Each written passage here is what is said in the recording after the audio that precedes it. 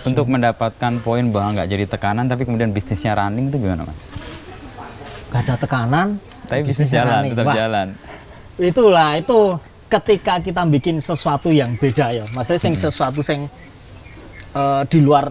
di luar pakem orang akan menoleh itu loh. Oke. Terlepas itu punyaku jelek atau bagus, tapi ketika beda kan, kok mana bro, loh kok nggak pakai mesin, loh kok nggak pakai susu, orang kan noleh. Tapi kalau dengan udah buka baru, warung kopi baru, jualnya sama yang lainnya, ya akhirnya bertarung. Orang nggak notice, orang paling lewat, iya, kopi baru kopi. ya, wedor. Nggak ada sing, pokoknya aku itu.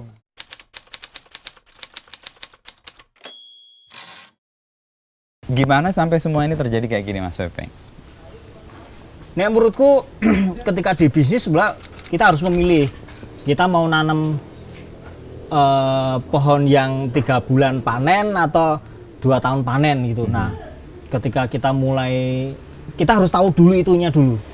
Startnya apa dulu. Jadi kalau mau misal mau panennya misal 3 bulan lagi, wah bisa. Di-set. Panggil influencer, jual sing gampang di pasar ada, bisa. Tapi apakah nanti bulan keberapa pasti turun, pasti. Apalagi sebentar lagi puasa toh. Nah itu pasti turun. Nah, yang aku lakukan kan ini kan bukan sesuatu yang instan loh. Aku buka 2013, baru berasa itu 2015 atau 16 itu loh. 3 tahun. Iya, jadi yo panjang, harus sabar. Harus sabar nih, nggak sabar wah keok. Itu Mas harus sabar ya. Set Kuncinya untuk sabar, kemudian tahu bahwa ini akan 3 tahun kemudian bisa running itu by research atau enggak, Mas. by feeling Jadi, dapat? Yang penting kita bikin sesuatu sing kita senang gitu loh. Jadi ketika kita bikin karya atau bikin sesuatu ya basicnya karena kita seneng dulu gitu. Oke, itu pijakan. Jadi energi yang tadi utuh stabil itu karena itu. Jadi kayak misal bayangin Dewa 19 atau Silangan Seven, dia dari panggung ke panggung dia lagunya itu terus ganti-ganti, paling aransemen diganti-ganti. Tapi kenapa mereka nggak bosen? Ya karena dia seneng. Sama ketika aku melakukan ini bertahun-tahun, tiap pagi bangunnya pagi jam segi, udah ritmenya udah hafal. Jadi bangun tidur udah nggak ada sing aduh ini harus buka, nggak ada. Buka aja itu. Karena tadi itu menyukai, ada laku seneng di situ ya. Ngelakoni atau bagian dari laku hidupnya Mas. Iya, udah ini udah kayak di darahnya itu udah ada di sini. Iya ya jelasinnya aku ya bingung nih. Aku sing paling gampang biar orang nggak mau tanya soal itu, pekerjaan tuh yang memilih aku kok. Wah gitu aja. Jadi karena udah kebiasaan Mas Wisnu, udah ini jadi rutinitas, itu udah bukan pekerjaan lagi ya. Ini tuh udah kayak udah jadi hal yang normal gitu loh. Kayak kamu nulis, kayak kamu sepeda itu kan nggak ada tekanan toh. Nah sama, sebisa mungkin ketika bikin bisnis atau bikin karya nggak ada tekanan itu. Ketika ada tekanan berarti ya kamu seperti kayak, ya maaf ya, kayak tukang kayu sing harus gini, harus gini, nggak bisa. Bikin aja gitu sing. Untuk mendapatkan poin bahwa nggak jadi tekanan tapi kemudian bisnisnya running itu gimana Mas? Gak ada tekanan tapi bisnis jalan, running. tetap jalan. Itulah itu ketika kita bikin sesuatu yang beda ya, maksudnya sesuatu yang di luar pakem orang akan menoleh itu loh. Oke. Terlepas itu punyaku jelek atau bagus, tapi ketika beda kan, kok mana bro, loh kok nggak pakai mesin, loh kok nggak pakai susu, orang kan noleh. Tapi kalau dengan udah buka baru, warung kopi baru, jualnya sama yang lainnya, ya akhirnya bertarung. Orang nggak notice, orang paling lewat, iya, kopi baru kopi. ya, wedor. Nggak ada sing, pokoknya aku itu. Nek aku sih nganggapnya gitu, orang datang sini lewat itu, kayak kok rame-rame. Pernah kok ada pengunjungku rumahnya sini toh, deket sini. Heran kenapa kok sini rame gitu. Dia udah lewat berkali-kali, terus akhirnya datang ngopi. Ternyata ini yang bikin rame karena ngobrol sama pengunjung. Sampai ketemu value yang unik itu dan jadi pijakan buat Mas Pepeng, itu berangkat dari mana? Ada influence pertama atau udah pengaruh? oh pengaruh. Kalau pengaruhnya tetap Mas Yusuf, aku dari pergerakan warung-warung kopi di Jepang. Jadi Jepang. Jadi kalau saya kiblatnya Jepang. Kalau beberapa warung kan mungkin kiblatnya kayak Australia atau Skandinavia gitu sing. Kalau aku lebih ke Jepang. Kenapa Jepang? Karena minimalis gitu. Jadi warung kopi di Jepang itu rata-rata tak perhatikan itu hanya cuma 1 atau 2 orang yang ngerjain, yang mengelola. Persis di sini juga ya? Persis, nah aku mengaplikasikan itu. Jadi kayak misal Beerpon Espresso, terus ada lagi About Life Coffee itu kecil, cuman pos sapam gitu. Terus ada lagi Onibus itu cuman ada 2 orang, brewing sama roasting udah gitu. Terus ada lagi, ya banyak lah. Aku datengin warung-warung kopi yang wah ini harus tak datengin. Nah itu aku kiblatnya ke situ. Nah pola itu aku adopsi di sini gitu. Sing di kopi itu cuma 3 orang, aku, istriku sama stafku Mas Sigit, udah 3 orang ngerjain semuanya, mulai dari roasting, bungkus, sortir, handle customer, kayak gitu. Termasuk milih kopi dan mencari petani yang milih kopi, cupping gitu, terus harus datang ke kebun reguler, ngobrol sama mereka, apa kendalanya, kayak gitu-gitu kita kerja sendiri. Nggak melelahkan itu Mas, karena kan banyak hal yang harus di-handle dan nggak membuat orang lain terlibat. Itu aku juga heran tuh. Aku juga heran nih. Kenapa nggak lelah ya? Iya. Karena mungkin karena basicnya dari pertama udah seneng. Terus kedua ini udah bukan lagi sing aku butuh banget gitu, enggak itu. Biasa aja. Sebisa mungkin jangan terlalu berharap banget terhadap apapun gitu loh. Ketika itu berharap banget, ketika nggak kesampaian pasti kecewa. Nah itu nah aku sebisa mungkin ya biasa wae, nothing tulus ya. Ya bikin kopi ya berkarya aja gitu. Nggak usah sing macem-macem. Ini Bung, kopi ini Bung. Kopi dulu Mas. Siap Mas. Waduh. Wah. Ini kopi. Thank you, ini kopi kedua buat saya. Wah iya. Masa ya Bung ya. Terus itu Mas, terus harus senang dulu. Energinya dari seneng itu nggak akan kelelahan ya tadi yang dikhawatirkan. Valentino Rossi itu dari rute-rute dari mana-mana, kenapa dia nggak bosan, bahkan jatuh, patah segala macam. Apa yang membuat aku sampai kenapa mereka bertahan, akhirnya gigih tahan lagi itu. Mike Tyson kenapa akhirnya mau tahan lagi? Karena sebetulnya itu udah jadi panggilan hidupnya dia. Nah, aku belajar dari itu kayak Bung. Aku belajar dari hal-hal itu karena ternyata harusnya kita bisa seperti mereka gitu. Nggak harus seperti mereka, tapi energinya bisa sama. Seng kita mengerjakan ini tuh nggak ada tekanan, seng santai, jadi hasil karya ini juga nggak ngoyo banget. Ngoyo gitu loh, ya ngoyo. Nah bener Mas Yusuf.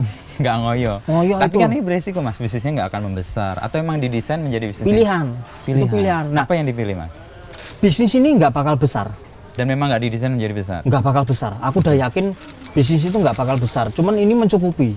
Nggak besar tapi mencukupi? Sangat mencukupi. Sangat mencukupi. Ketika kita hanya... Kenapa orang akhirnya bikin bisnis yang akhirnya terus... Nah, pola orang di Indonesia, di kolong langit Indonesia itu rata-rata ketika bikin bisnis gini rame, terus ayo diadopsi. Energinya nggak ada. Energinya jadi kepecah-pecah itu. Aku ibarat kayak mobil ya tangkinya cuma muat 20 liter ya wes 20 liter aja.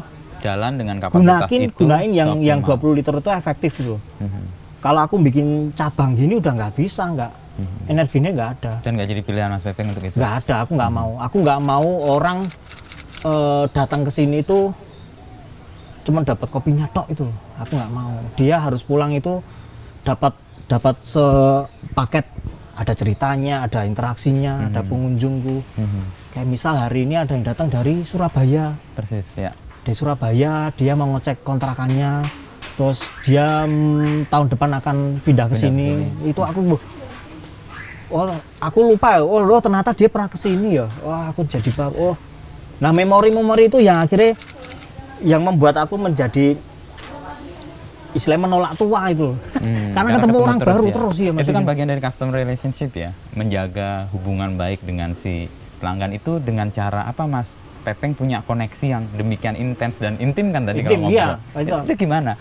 ingatannya kan berarti harus tajam banget ketemu orang. Wah, dulu di sini nih. Dari kopi. Oh, dari kopi. Dari kopi aku tanya, misal kayak tadi tuh, aku lupa, bapaknya tadi ternyata pernah ke sini dan dia punya alat kopinya, dia udah hafal. Mas, aku kemarin ngopi Pak Jarwo, ya hafal, terus Malino udah hafal.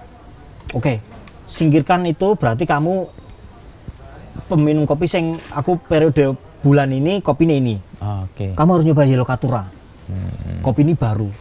Bener, dia datang ke sini langsung nyoba gini, Yellow Caturra. Mas, Yellow Caturranya Mas. Loh, Langsung tahu ya, feeling langsung yang tahu. dulu gitu. Langsung relate karena aku dalam periode 1 tahun kopiku cuma itu Mas. Aku cuma ada 9. Jadi kalau ada kopi 1 ya paling itu reguler gitu. Ya. Dari ke 9 kopi itu udah reguler, dan misal kayak Pak Jarwo, Malino, terus Senggani Ibu Murti itu udah reguler. Jadi kalau orang datang pasti minum itu pasti akan bosen gitu. Makanya terus aku ada 1 kopi reguler yang mereka nggak bosen gitu. Mereka akan datang kembali lagi. Dari 1 kopi baru itu dia akan mencoba lagi. Wah, kemarin aku nyoba kopi Pak Jarwo di rumahku kok rasanya kayak gini-gini. Nah, obrolan itu muncul lagi. Keluar lagi. Mas, kamu grindernya pakai apa? Kayak gini. Itu yang aku kangen dari sebuah warung kopi itu loh. Bukan harusnya sih. Harusnya kayak gitu. Mimpinya Mimpinya Pepeng. kayak Dan gitu. ini sebenarnya mewujud kan, bahwa orang Iya. datang mendapat full package tadi. Iya. Cerita, nggak hanya Cerita. dapat kopinya, value yang ditawarkan Iya. oleh Mas Pepeng dengan cerita para petani di Oh, kopi itu. itu. Makanya terus ketika pulang itu nggak cuma dapat memorinya, nggak cuma dapat rasa, tapi dapat kayak gini ya gitu. Aku ada pengunjung, salah satu pengunjungku Pak Dokter Sopo dari Surabaya. Karena dia ngefans sama kopi Padusi. Dia terbang dari Surabaya ke Solo. Mas, aku udah sampai Padang, aku bisa minta nomor teleponnya petaninya. Oh boleh, tak kasih. Dia datang ke sana terus foto selfie. Kasih tahu Wah, beneran. segitunya ya. Segitunya orang terhadap ceritanya bahwa yang aku bikin itu bukan narasi yang dibuat-buat, emang real. Ini Apa yang terjadi. nyata itu. Nah, di kopi adalah kalau aku lebih mentransfer apa yang ada di desa, apa yang terjadi di kebun ke pengunjung gitu. Aku nggak bisa mendirect. Ini rasanya nanti kayak jahe, ini nggak bisa gitu. Ada orang Inggris datang ke sini ngicipin kopi Huta Batak. Dia bilang ini kayak marijuana. Lah, aku nggak tahu marijuana. Aku belum tahu marijuana ya. Referensi orang beda-beda, Iya, Mas iya. Wisnu. Jadi aku nggak bisa mendirect nanti rasanya kayak gini nggak bisa. Aku yang bisa direct cuman kopi ini dari ini, mana? ceritanya gini, ya rasa kamu yang menentukan sendiri gitu. Aku cuman ini rasanya kayak gini, basicnya kayak gini. Nek misal kamu ganti air nanti akan rasanya beda. Nah itu makanya orang-orang akan datang lagi. Kenapa? Karena kita sama-sama belajar itu loh. Aku dengan airnya yang mereknya ini, mereka coba pakai misal merek lain ini, Mas kok beda ya gitu. Ya nggak apa-apa. Kopi nggak harus sama kok. Ketika aku bikin karya dan kopi itu karya ya, dan kopi itu udah di tangan konsumen, kita Ya, udah nggak konsumen. punya Hak untuk nggak punya hak, Mas Wisnu. Iya. Kayak penulis kan, ketika Iya, iya. tulisan sudah terpublish ya itu penulis mati kan. Jadi Jadi itu punya haknya si pembaca. pembaca kan. Iya. Jadi kayak misal lagu atau penulis itu, ya karya itu akan mewakili dia gitu. Nah sama kayak kopi, ketika aku bikin kopi, ya terserah, ini aku cuma mendirect bahwa ini kopi ini cocok buat kamu, ini nggak cocok buat kamu gitu. Seperti itu ya Mas Wisnu. Ya, kekuatan cerita yang jadi value di klinik ini Mas Pepeng sadari dan kemudian terbangun itu dari mana? Sebetulnya apa ya? Karena basicnya saya nulis ya, awalnya Oke. ngeblog. Ngeblog Saya kan tahun era-era 2008, 2009. 2000 ya Ndoro Kakung, Oke. Mbak Ainun, terus apa lagi ya? Ya Masiman, blogger-blogger Imam itu. Nah, Brataseno ya. aku basicnya dari situ. Menulis. Aku dari menulis dulu. Ketika udah menulis, tulisan itu ketika aku posting di mana itu di blog, nggak ada penulisnya, pada pergi. Karena orang udah microblogging tuh sekarang. Ya, pindah ke Sosial platform yang media lain. pakai platform. Nah itu terus akhirnya Instagram, aku dikenalin istriku itu soal Instagram itu 2015. Coba pakai Instagram karena kamu bisa lebih cerita, lebih detail gitu. Nah aku membawa microblogging itu ke Instagram udah. Dan dari dulu sampai sekarang aku nggak pernah hard selling sing jual gini. Di Instagramku tuh nggak ada sing harganya ini segini, nggak ada. Aku lebih ke sharing satu, habis itu sharing lagi. sharing lagi gitu. Malu ya kalau jualan, malu ya kadang itu. Nggak ini ya, aku tuh nggak pinter berjualan sing, weh nanti rasanya kayak gini mempengaruhi. Aku cukup menceritakan pengalaman based itu, on experience, terus nanti akan terkoneksi sendiri. Nah itu menemukan si penikmatnya sendiri. Penikmat sendiri. Jadi tugasku itu cuma mengantarkan cerita yang dari di kebun sampai ke roasting. Ya udah, rasa itu tergantung peminumnya atau Mas Wisnu. Gitu. Karena dia punya referensi rasa sendiri-sendiri yang nggak bisa kita paksakan juga. Ya kayak menulis toh, beberapa kali aku baca tulisan jenengan, terus tulisannya siapa? Markayam, terus apa itu kan, tulisannya terus bagus ya. Nah, itu akan punya cerita sendiri. Bahkan kalau aku sih novel gitu. Ketika diangkat mungkin jadi film mungkin nggak, rasanya udah beda karena kita punya bayangan sendiri, imajinasi. imajinasi. Ya persis tadi ketika menulis ya imajinasi ada di sisi pembaca kan. Bener. Dan kita harus rela membuat imajinasi itu hidup di pembacanya sendiri. Persis kayak kopi itu ya. Wah, kamu canggih ya. Ini Mas, pasti ada godaan. Ini kan Mas Pepeng menjaga ini tetap kecil, meskipun kecil tetap menghidupi lah. Godaannya pasti gede, ada yang mau invest, ada yang mau ngajak. Nah itu gimana meyakinkan diri sendiri untuk tidak tergoda ke situ dan still dengan konsep yang Mas Pepeng perjuangkan? Pertama, kita harus selesai dulu sama kebutuhan kita. Selesai dengan kebutuhan itu maksudnya gimana? Ya utang udah nggak ada, terus apalagi kebutuhan yang mau diinginkan itu udah nggak ada. Jadi ketika kamu masih ada tekanan dari di luar itu akan godaan gede. Suatu hari ada investor, salah satu investor itu dari US datang sini, dari California ke sini, ngajakin untuk joinan beli mesin roasting yang lebih gede. Dulu aku pakai 1 kilo, dia nawarin pakai 25 kilo. Ya ketemu langsung gitu, terus ngasih uang, ini uangnya segini. Wah, banyak banget aku. Terus nanti kita gini. Oh, berarti aku kerja sama kamu apa gitu. Ya kita kerja sama. Loh, iya, berarti aku kerja sama kamu. Wah, nggak mau aku. Karena pekerjaan yang memilih Mas Pepeng kan. Iya, itu ketika aku sempat ngobrol sama istriku. Kalau kamu ngambil ini, ya habis kamu. Mendingan idealis saja. Idealis memang mahal sih. Mahal. Dan beresiko juga kan? Beresiko banget. Jadi ketika udahlah nggak pakai itu nggak apa-apa. Terus ya udah aku pakai mesin 1 kilo kan, nabung ngumpulin, baru 2018 baru bisa beli yang lebih gede kayak yang tadi itu Mas. Iya, aku lihat tadi. Nah itu terus ya itu udah cukup lah. Nah kalau saat itu kebutuhanku belum selesai, belum terpenuhi, aku masih ngutang, aku masih harus sewa ini, itu tak ambil pasti tak ambil. Tapi kebutuhan saat itu udahlah. Yang penting cilik wae lah, yang penting iso jalan gitu, enggak sing ngoyo. Aku pengen itu bangun tidur tuh bahagia itu. Bangun tidur tuh enggak sing waduh mikir besok nyicil apa. Udah utangi piro ya iki. Waduh ini belum dibayar loh. Aku enggak mau ya. Aku enggak mau sing bangun tidur tuh sing ada tekanan, sing bangun tidur kok tekanan ya aku enggak mau. Bangun tidur tuh ya fresh sing hari ini bekerja sesuai. Pekerjaan udah menunggu. Dan dilakukan dengan gembira tadi. Gembira iya Itu value yang Mas Pepeng dapat salah satu di Jepang atau emang core value di sini? Atau value di sini Mas Wisnu. Jadi ketika semakin banyak ketemu orang, itu sebetulnya kita semakin dapat memfilter pertemanan jauh lebih efektif loh. Ada ya pengunjung sing, ayo Mas nanti hangout sama kita loh ya. Iya Mas. Ayo sepeda. Raisa ya aku.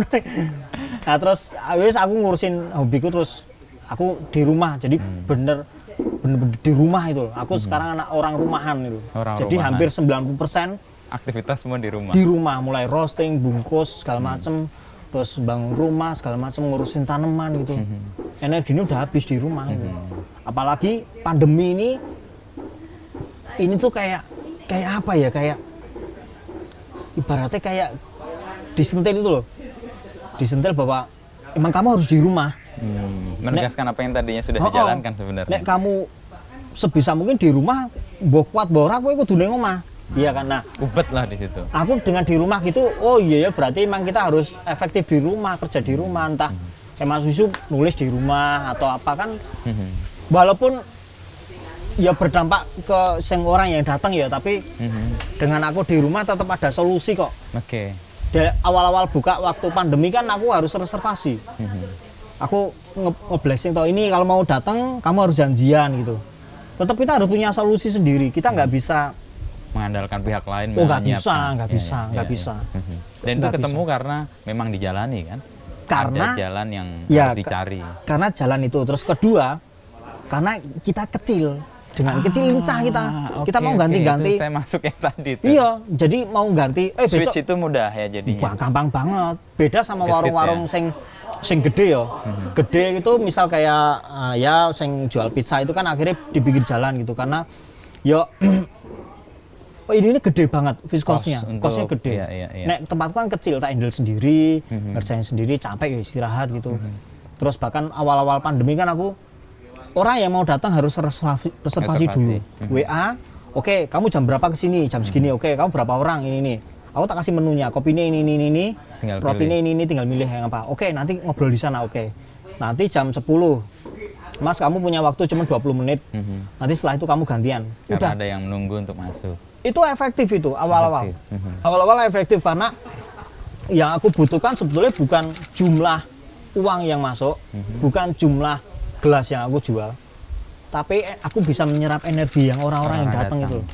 Itu kayak ngecas lagi tuh. Ibaratnya aku udah, aduh udah lemes ini nggak ketemu orang itu, nggak ada obrolan gitu, terus ngobrol sama istriku ya paling ngobrol sama istriku biasa, tapi harus aku itu orangnya tipenya sing dapat energi dari orang yang datang itu. Ada cerita, ada gosip apa itu. Oh kayak gini ya. Bikin rumah itu juga dari obrolan-obrolan gitu. Oh ternyata di rumah pun tetap bisa berkarya. Asal ya kita harus menemukan solusinya sendiri sih. Iya. Caranya itu Mas Wisnu. Itu. Di tengah kerumitan, di tengah pembatasan, di tengah segala hal yang nggak kalau ideal. kita nunggu misal maaf ya dari Pihak pemerintah lain gitu ya. itu kan ya nggak bisa, apalagi kemarin ada apa PSBB segala macam ya berpengaruh. Ya berpengaruh, tapi tidak apa ya, kita tidak bisa cuman marah-marah di timeline gitu. Ya wes, kerjain yang apa di depanmu, kamu bisa bertahan lah gitu. Gitu. Nih misal marah-marah, wah ini pemerintah ini sini, halah.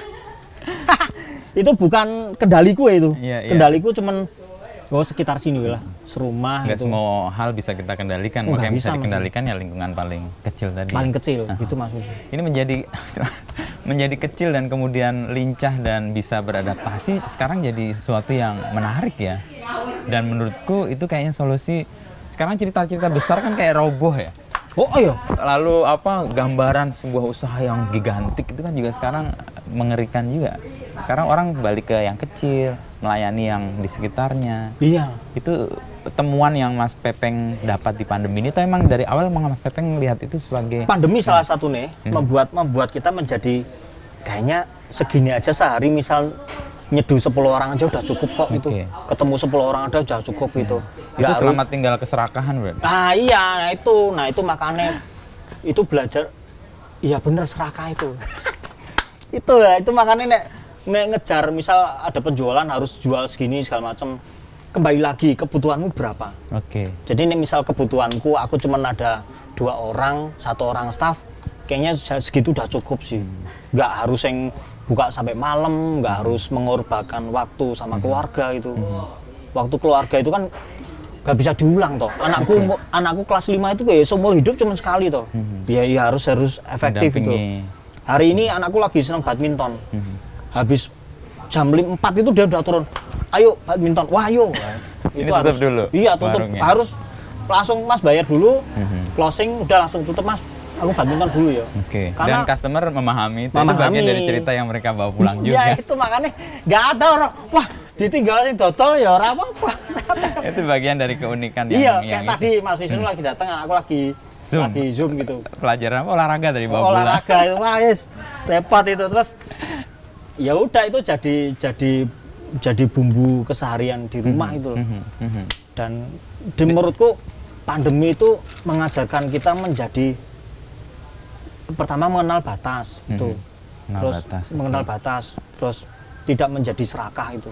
Tidak serakah dalam artian ya wis dengan energimu segitu ya kamu dapatnya segitu gitu. Nggak mungkin dengan itu. Nggak mungkin kamu akan dapat lebih banyak. Ya bisa dapat lebih banyak, cuman energimu habis. Gitu. Oh iya, dan tadi nggak menikmati perjalanannya kan? Sekarang aku jarang pulang tutup warung itu langsung capek banget tuh jarang. Kan tutup happy. Tutup happy terus mandi, nonton TV atau Netflix, terus main laptop udah gitu, terus istirahat, GoFood atau enggak cari keluar makan, udah gitu. Dan itu membuat aku jadi lupa umur kadang. Wah, jigur itu udah ulang tahun loh. Tahu udah pajak mobil harus dibayar. Tahu udah loh. Kok cepet banget ya aku nih. Berarti enjoy lah dengan semua. Nah kan? itu karena nggak merasa ada tekanan maksudnya. Tapi untuk sampai pada titik itu kan Mas Pepeng harus menyelesaikan hal-hal yang sifatnya substantif untuk kebutuhan. Nah itu bagaimana menyelesaikan itu dulu baru kemudian punya keberanian untuk bekerja sesuai yang dia jalani aja. Jadi ya itu membatasi. Kalau aku loh prinsipnya sama istriku, belilah barang yang kita mampu beli gitu loh, bukan kan ada beberapa orang akhirnya dia terjerat dengan barang yang sebetulnya dia belum mampu beli.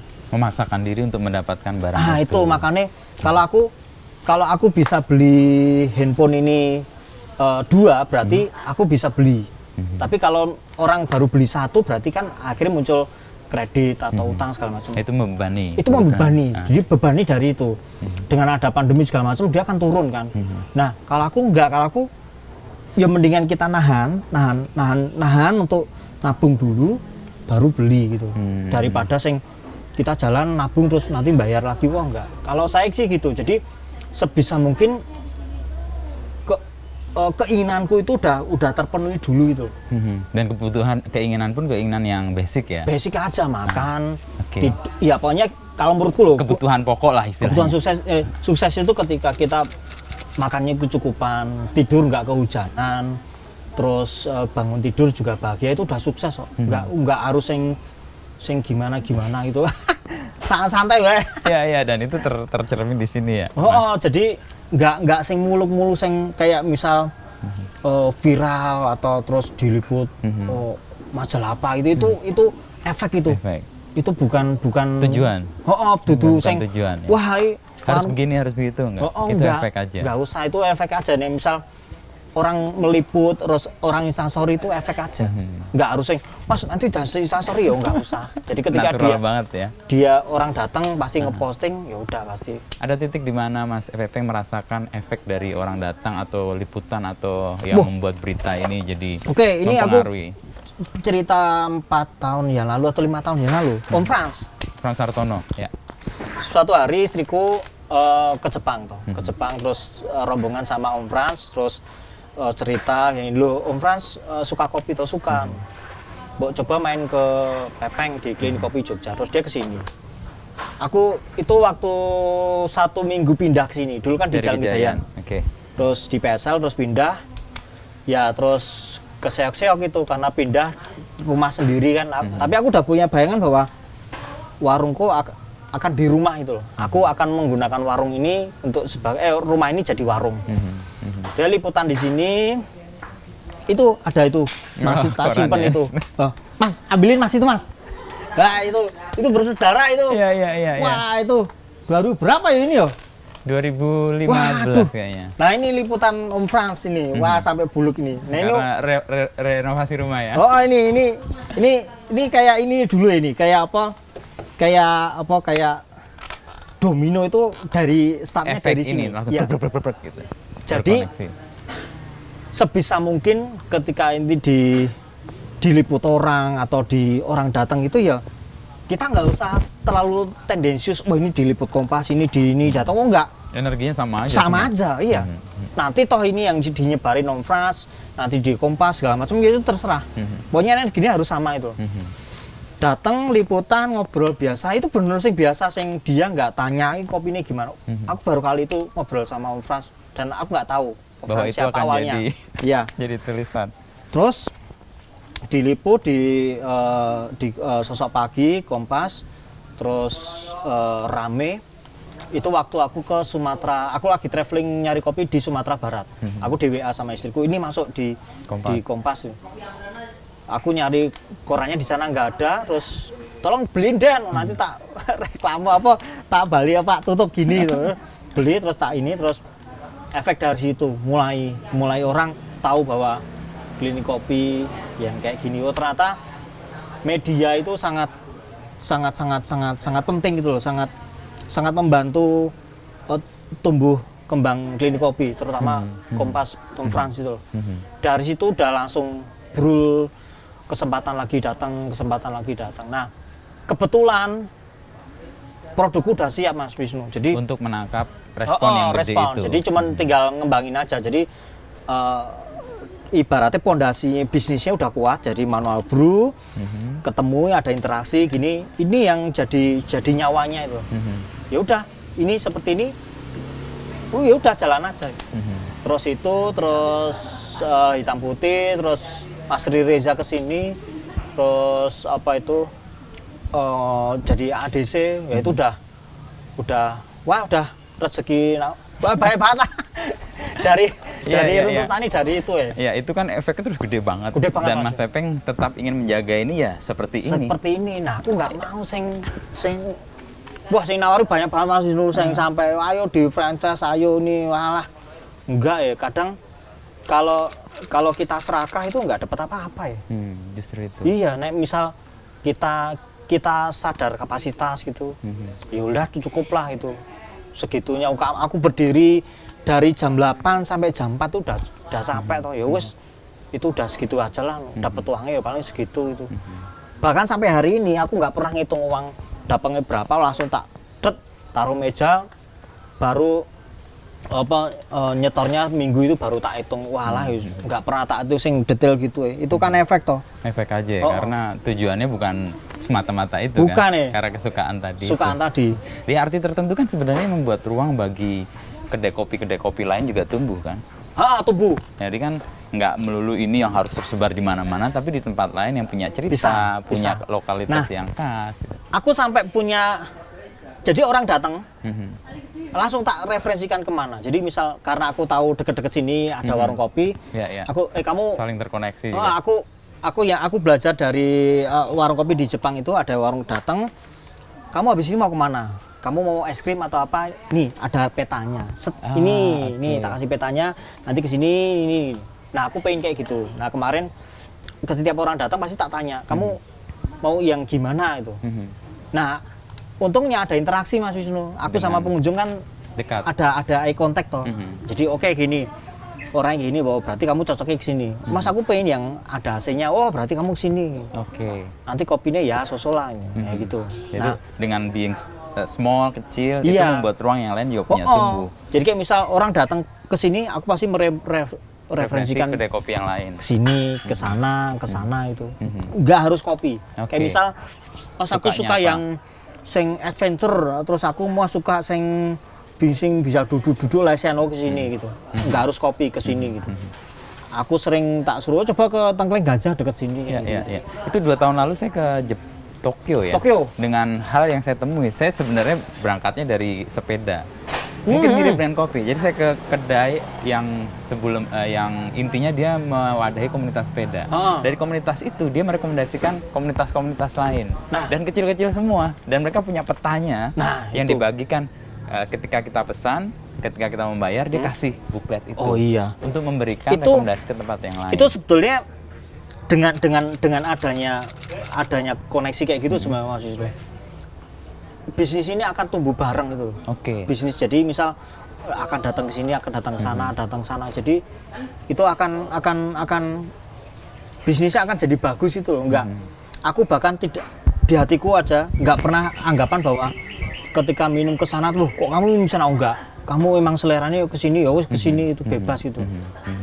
Ya itu belajar juga yang terjadi di Jepang dengan saling tumbuh bersama. Saling tumbuh bersama itu.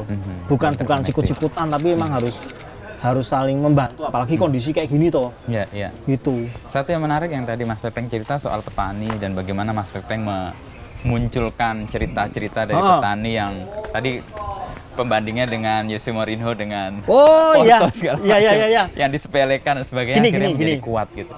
Aku suka petani-petani yang underdog, petani-petani yang sebetulnya dia tidak populer, dia tidak masuk di skala prosesor gitu.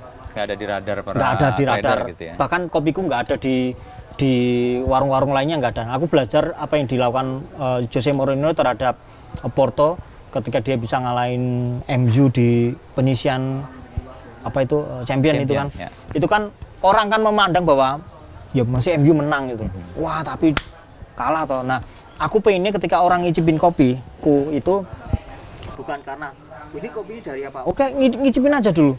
Terus, oh, di situ ada kopinya toh. Wah, Banjarnegara ada toh. Oh, Temanggung ada ya yang enak itu. Oh, Malino ada ya. Nah, saya pengen yang sebetulnya mau kopi apa aja. Kalau yang ngeproses bener, enak kok kopinya. Kuncinya di situ Mas Wisnu. Kuncinya di kita sebagai pembeli green bean-nya itu mendelivery apa yang kita mau itu. Ibaratnya Mourinho mendirect pemain-pemain yang bukan superstar itu bisa jadi kan tim toh itu. Iya, iya, iya. Sama. Processing-nya benar. Iya. Menghasilkan output yang Iya, sama kayak kopi ketika oh Bu, fermentasi ini kayak gini ya. Nanti domnya penjemurannya harus kayak gini. Nanti kadar airnya harus kayak gini. Terus mereka harus tahu logikanya, pola pikir dengan petik merah. Itu rasanya kayak gini harus ditahu. Itu kan melelahkan Mas, menjadi Iya. semacam apa ya? Tapi ya Mas Pepeng merasa ini nggak melelahkan buat saya, tapi Itu- bagian dari menyenangkan juga. Itu hal yang karena nek kita mau beli kopinya sing setengah cerita ya gampang juga. Tinggal nyari di toko online segala Trader macam, masuk. beli kirim udah kaping kopi enak udah beli. Itu bisa juga. Tapi kalau aku enggak, aku lebih ke membawa petani langsung. petani-petani sing nggak Underdog terkenal tadi. itu underdog itu dia bisa Muncul. sejajar dengan prosesor kopi yang lainnya itu loh. Artinya apa? Bukan di kopinya, tapi di orangnya kok, di individu Bu Murti, Pak Jarwo itu sing asli kita mentransfer informasi yang kita punya kepada mereka, Ke mereka. dan memberi kepercayaan kepada mereka. memberi kepercayaan itu tadi. Orang aja Mas, apa ya kopiku laku nanti. Waduh, itu jelas gini bingung aku.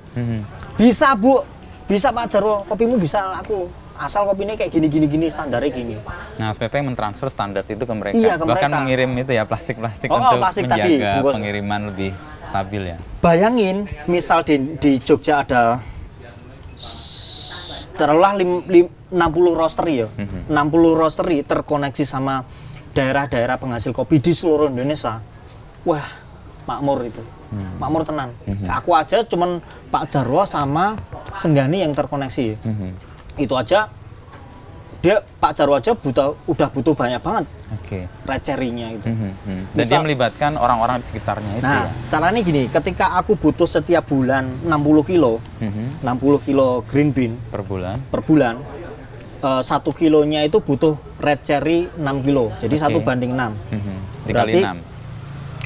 6 kilo, iya kali 6. Terus berarti kalau kebutuhanku setiap bulan 60 kali 12 berarti 720 kilo green bean. 720 kilo kali 6 berarti 4 ton 320 kilo. 4 Oke. ton Pak Jarwo nggak bisa.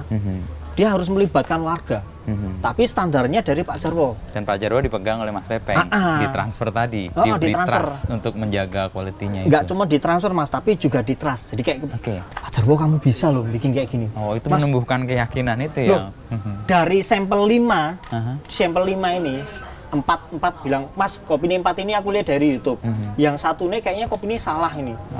Kenapa Pak salah? Karena terlalu menyengat baunya. Pak, di kopi nggak ada proses salah Pak. Yang ada proses yang bahkan itu sebagai penemuan baru. Ternyata itu penemuan baru. Jadi setelah dipetik, dijemur, terus tiba-tiba hujan, dibekap, dimasukin di rumah, dibekap set gitu. Kalau di istilahnya itu fermentasi ya, fermentasi kering namanya. Iya, iya. Ada di istilah di prosesor di Kolombia itu ada fermentasi kering. habis terus dijemur. Menurut Pak Jarwo itu salah. Padahal itu varian baru yang mungkin. Pak, kamu bikin yang salah ini 720 kilo, dibikin salah semua, tak beli semuanya. Itu temuan karena melakukan kan? Iya. Loh, kalau itu salah, Nirvana nggak bakal bikin lagu. Karena orang Indonesia dengan lagu yang kayak gini, wah musiknya salah ini, nggak bisa. Nggak ada salah. Di seni nggak ada yang salah. Ini salah nggak bisa. Di seni itu nggak ada patokan benar atau salah. Yang ada adalah, ini seleraku, ini bukan seleraku. Oke. Makanya Selesai. Mas Pepeng memaknai kopi itu karya ya? Karya. Bukan bisnis, Bukan. bukan produk yang Salah nih misal bisnis. karya. Enggak, Iya, ini iya. karya Mas. Makanya Ini bener. penikmatnya juga punya perasaan yang terserah dia, punya feeling kayak apa. Iya. Dan punya keyakinan Mas Pepeng bahwa produk apapun akan ketemu market atau pasarnya. Pasarnya. Nah itu makanya bukan kesalahan sih, salah juga ya. Maksudnya aku tidak menganggap bahwa ini sebuah jualan aja, tapi memang ini berkarya. Jadi kayak dan karya itu value-nya akan nggak ternilai. Dan long lasting ya biasanya. Long lasting iya, nggak ternilai. Oh, orang melukis dengan gini-gini, loh kok mahal banget. Sukai, api mana sukai. Suka itu nilai suka itu udah nggak ada nilainya, udah Priceless lah. unlimited. Wah, kopiku mau tak jual 60.000 tak kira ya laku kok Mas. Karena orang dapat value-nya Value-nya, itu kan, dapat iya. rasanya cocok dengan itu. Enggak cuma datang terus Mas kopi apa nih Mas bayar di sini. Oh enggak toh. Kita harus mendelivery apa yang terjadi di kebun, mendelivery apa yang terjadi waktu roasting ke mereka. Sehingga orang merasa value-nya tepat dengan harga yang harus Iya, dia nah itu bayar. terus kita juga terbuka. Aku juga terbuka loh. Aku jelasin, Bu, di sini Mbak harga green bean-nya di sini harganya segini. Aku jualnya segini, fair. Aku. Gitu. Ada yang merasa datang merasa kemahalan nih Mas gitu. Ya berarti kamu nggak cocok di sini. Nah, dan itu fine, nggak ada Fine masalah. aja. Iya, Ketika kamu nggak bisa beli lukisannya, misal lukisannya siapa gitu, ya berarti kamu bukan segmennya dia itu. iPhone itu nggak pernah jual, sing tanya konsumennya harga handphoneku berapa ya besok ya, nggak bisa. Jual aja. Dia Market akan ketemu terbentuk sendiri. Iya bener Mas Wisnu. Akan ketemu sendiri segmennya masing-masing itu. Kopi orang sing minum di sini, mungkin orang sing minum biasanya maaf ya kopi susu, wah kok kayak gini kopinya. Ya tapi kalau orang sing udah fanatik, wah datang ke sini udah berkali-kali sering. Itu. Jadi sebetulnya yang aku tumbuhkan ke konsumen bukan hanya nilai sekopinya aja, tapi nilai semuanya, Keseluruhannya ya. value-nya Tambah itu. full package gitu ya. Bahkan Termasuk cerita tadi dari petani dan sebagainya. Bahkan aku juga kadang bikin video Pak Jarwo soal dia cerita gitu. Persis tuh. Ya cerita Itu Pak Jarwo relate ke orang gitu ya. gimana prosesnya gitu. Aku terbuka kok. Aku terbuka. Jadi kalau ada orang sering tanya, Mas ini gramnya berapa gram ya? Ya tak jelasin aja, nggak apa-apa. Nggak beresiko Mas keterbukaan bahwa Mas Pepeng ke Pak Jarwo, lalu Pak Jarwo diceritakan ke semua orang. Enggak. Itu malah membuat kuat justru. Malah jadi kuat. Jadi kayak misal hari ini itu kopi yang natural itu kan tak beli semuanya atau Mas Wisnu. Tak beli semuanya. Terus ya Pak Jarwo udah komitmen. Bahkan aku sampai sekarang belum pernah komitmen sama petani itu hitam di atas putih, nggak ada. Tapi semua bisa berjalan. Iya, caranya gimana? Aku membangun komunikasinya base keluarga. Aku datang ke mereka, aku bawa beras, aku bawa snack, aku nginep seperti di mereka. dulur lah gitu, iya. datang ke mereka. Aku mengibaratkan mereka bukan penjual lagi. Oke. Aku mengibaratkan mereka udah keluarga, bagian dari kita itu. Ketika aku mendelivery kopi ini ke pengunjung, ya ini keluargaku ini. Gitu. Jadi nggak ada belum ada cerita sing aku misal ya dulu pernah ketipu segala macam. Nah, aku belajar dari itu kan. Proses dari udah ketipu, ya. sampel salah segala macam. Nah, aku belajar dari itu, nggak bisa deh pola sing kayak yang dilakukan orang ke aku. Aku harus bikin cara sendiri effortnya harus tinggi, harus datang ke kebun, harus nginep di mereka, harus ngerasain dipannya, dinginnya di sana gimana. Aku bawa keluarga aku ke sana.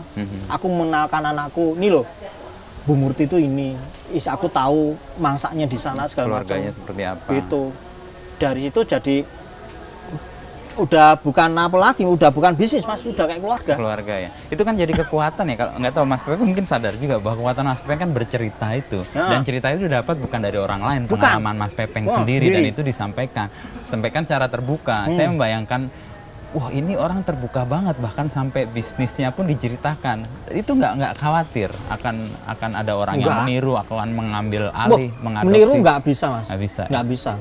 Sehebat-hebatnya aku meniru pola mainnya Ruth Gullit, nggak bisa jadi Ruth Gullit. Saya nyaman-nyamannya aku meniruin lagune Red Hot Chili Pepper, nggak bakal bisa.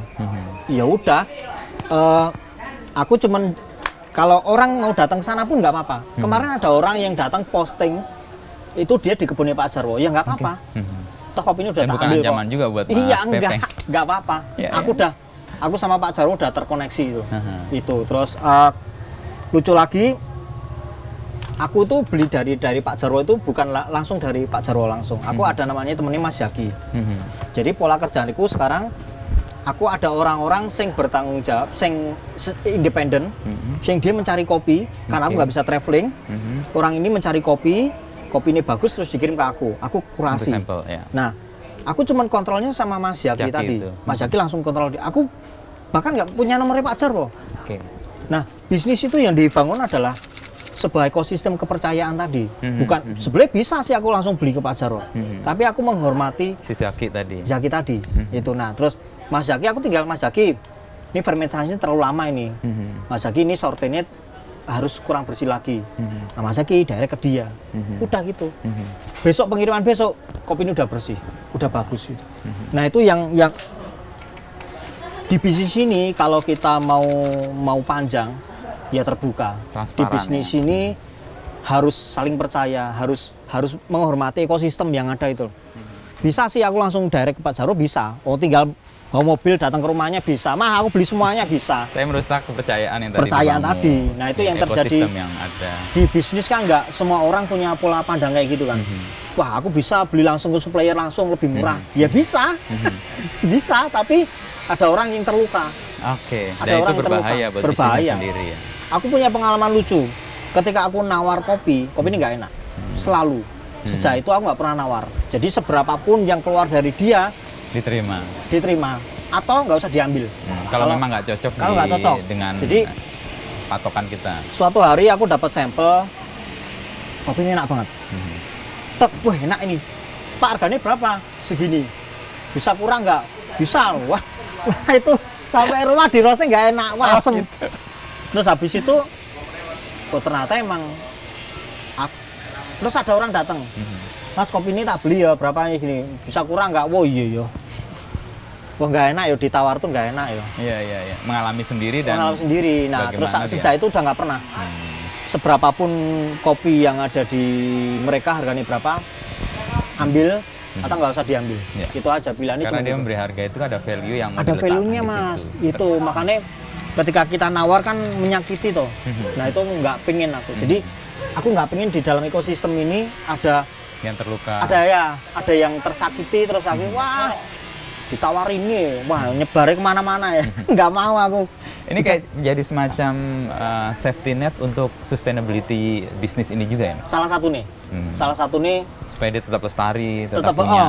Loh, kamu bayangin aja udah ke kebun pagi-pagi, nyiramin, ngasih pupuk, ditawar itu menyedihkan nih. Kayak misal aku udah sampai ke kebun gitu, terus ditawar itu nggak menyenangkan ternyata. Ya udah, ini terakhirnya Mas, sebenarnya nggak ada waktunya, udah akan Jumatan juga ya. Mas Pepeng kan tadi merangkum semua yang diusahakan ini kan start dari small dan tetap small dan punya sesuatu yang mau dijaga di ekosistemnya, memberi trust kepada orang, lalu dengan itu ada sustainability. Nah bisnisnya gimana? Apakah kemudian mengikuti otomatis atau ada resiko juga yang nggak bisa dihandle? Ya pasti ada kok Mas. Sesuatu yang kita kerjain secara sungguh-sungguh, yang kita kerjain secara tulus, itu nggak usah pamrih gitu, nggak usah wah harus ini jual ini, nggak. Ya nothing tulus saja. Ya apa ya? Pasti dia akan kembali kok. Itu akan sesuatu yang kita berikan ke orang lain atau berikan ke itu akan kembali lagi ke kita, dan itu nggak terduga. Bisa tiba-tiba dia datang banyak, tiba-tiba nggak datang, atau tiba-tiba datangnya dikit. Kayak tsunami tadi yang di awal kita obrolin. Iya, terima aja gitu. Ada hal kejadian lucu. Ada pengunjungku datang sini. Dia crazy dari Surabaya. Terus datang, aku nggak punya ekspektasi apapun terhadap dia. Datang tak seduhin, ngobrol biasa. Terus habis itu terus dia datang lagi, 2 hari lagi dia datang. Mas Pepeng, kalau ke Surabaya harus hubungin saya. Loh kenapa Pak? Ya hubungin saya. Terus habis itu, ntar ya Bung. Terus pas aku mau ke Surabaya aku WA, terus saya lagi di yang Shanghai Mas. Di yang Shanghai, Mas Pepeng minta KTP-nya. Aku nginep di sini, di salah satu hotel. Semuanya diservis 3 hari. Kita nggak punya, ketika berbisnis sebenarnya kita nggak usah pretensi terhadap siapapun yang datang. Ya enjoy aja, lakuin aja. Ada datang ini, ada datang itu, nggak usah terlalu ini artis ini, follower ini. Energinya sama semua. Energinya sama. Ketika begitu, dia akan balik lagi ke kita kok. Sesuatu yang kita berikan ke secara tulus, dia akan balik lagi ke kita dengan nggak terduga. Tiba-tiba yang datang bisa crazy rich, yang datang bisa kapan itu ada stafnya Jokowi, yo nggak apa-apa. Tiba-tiba jenengan gitu. Yo nikmatin aja gitu. Itu kan butuh iman yang kuat, iman Wah, dalam itu. arti kepercayaan bahwa suatu saat akan kembali dan memberikan sesuatu yang baik buat kita, karena memang kita memberikan yang baik juga ke orang lain. Iya itu, nah itu ya imannya harus kuat ini ya. Iya ya imannya harus kuat ya. Iya bener ya. Karena itu kan kayak sesuatu yang nggak kita bisa kalkulasi dan nggak bisa dihitung secara logika, tapi tiba-tiba ya sudah datang dan ke situ. Orang datang ke sini, Mas, kok bisnis kayak gini toh, mbok digedein toh, mbok digawe parkir toh, mbok digawe mobilnya biar nggak di pinggir jalan. Ya nggak bisa, ya segini aja, santai aja, nggak usah sing ngoyo gitu. Ya sebetulnya yang membuat ngoyo itu kita sendiri. Dengan kita yakin kapasitas, terus kita gedein. Terus itu malah melelahkan tadi. Malah melelahkan sendiri toh. Dan energinya nggak terbagi secara rata itu. Yang menurutku mendingan tetap kecil, tetap kita bisa merawat ini gitu. Tetap intim tuh. Yang datang ini barusan dari Semarang, aku tahu. Aku apal, tapi nggak tahu namanya. Karena eye contact tadi. Eye contact tadi. Saya lihat kalau Mas Pepeng lagi ngelayani itu kan pasti ngobrolnya eye contact, dan di situ biasanya ada koneksi secara non verbal ya. Nah iya itu energinya dari situ sih. Energi yang sebetulnya energi yang terbarukan. Dan itu bagian ya unique value yang Mas Pepeng buat secara nggak sengaja, tapi kemudian jadi sesuatu yang terus menerus. Iya, yaitu makanya orang nungguin nih kalau Mas Pepeng iya, mau ke situ. padahal mau Jumatan nih Ya kan. udah, Terus kalau mau apa, di energi itu kan bisa diambil dari mana aja ya, dari baca, dari mendengarkan musik, dari ketemu orang. Nah ngobrol. itu ternyata kita nggak usah kemana-mana aja, energinya udah datang sendirinya itu. Jadi ya wes nikmatin aja lah gitu. Dan kalau dibilang Clean Kopi 4 tahun ke depan kayak gimana, wah nggak tahu aku. Nggak tahu. Iman yang kuat yang membuat itu merasa ya udah jalan aja. Aku hanya tahunya cuman tahun ini segini udah gitu, nggak usah terlalu panjang gitu. Karena kita kalau kepikirannya terlalu panjang ya beban lagi. Bebannya jadi berat Mas. Kayak jadi ngoyo lagi itu. Ngoyo lagi. Nggak enjoy lagi. Wah, nggak enjoy bangun lagi. tidur nggak bahagia lagi. Bangun tidur langsung waduh utangnya akeh iki. Waduh iki piye? Wah enggak lah, aku bangun tidur langsung aduh nanti crossing apa ya? Aduh ini bungkus apa ya? Nanti ketemu siapa ya gitu. Bahkan hari ini aku nggak tahu ketemu ini nggak bakal tahu. Dan itu energinya menular dan menyerap juga ya. Iya, karena tiap hari kita dapat kejutan terus, kejutan yang nggak diprediksi Mas. Kayak tadi orang datang langsung tiba-tiba borong sekali beli langsung 400.000. Oke yo, segitu ya. Ada yang datang karena Mas aku titipan temanku, aku nggak tahu harus beli apa. Oke, kamu duduk, tabihin kopi, nggak usah bayar. Bawa ke temanmu. Udah gitu. Itu ada kayak gitu kok. Kemarin ada orang mas-masing, Mas ini titipan ya. Oke, teleponin aja, tak teleponin. Oke, telepon Mas, kamu pesen apa? Wah sih. Mas ini tak kasih, kamu duduk tak kasih kopi gitu. Kamu nunggu, tak bikin kopi gitu. Jadi ya itu Mas itu. Bisnis kecil ini akan sustain, akan panjang kalau kita memberi nyawa sepenuhnya ke bisnis ini, nggak setengah-setengah. Dan nyawa itu akan menghidupi terus ya. Menghidupi terus. Dan untuk menghidupi, Mas Pepeng sudah ditunggu tuh untuk mendapatkan energi. Wah, cikur. Saya Mas. Ya udah. Oke, cukup saya banyak dapat insight. Paling tidak tadi tetap kecil dan membuat ini justru menjadi lebih lincah, punya kemampuan untuk memberi energi yang penuh di sini. Iya, dan energi yang penuh nggak pernah lelah. Oh, nggak pernah. Dan ini happy terus bahkan. Jadi Happy. kita ngobrol ketawa terus kan, bagian dari itu. Sampai aku tuh nggak ada rambut yang putih ya ternyata. Baru tahu kan lu kok nggak ada Udah yang banyak putih ya. Ya, Iya. Oke. Padahal umurku udah 42 kan ini. Udah nggak merasa tahu-tahu udah tahun ya. Tahu-tahu udah besok presidennya ganti. Udah tahu-tahu udah ini kok cepet banget ya. Kayaknya baru kemarin pilpres, kayaknya baru kemarin ini cepet banget. Karena apa? Ya karena waktu itu Dinikmati enjoy, jalan ya. Dan enjoyable nggak gitu. panjang untuk sesuatu yang membuat kita lelah sendiri ya. Iya. Oke, Itu Mas Isu. Mas Pepeng, suan loh. Aku mengganggu waktu yang agak panjang ini. Sehingga Iya. banyak energi yang harus Mas Pepeng serap dan energi yang Mas Pepeng harus Harus bagi. salurkan ke mereka.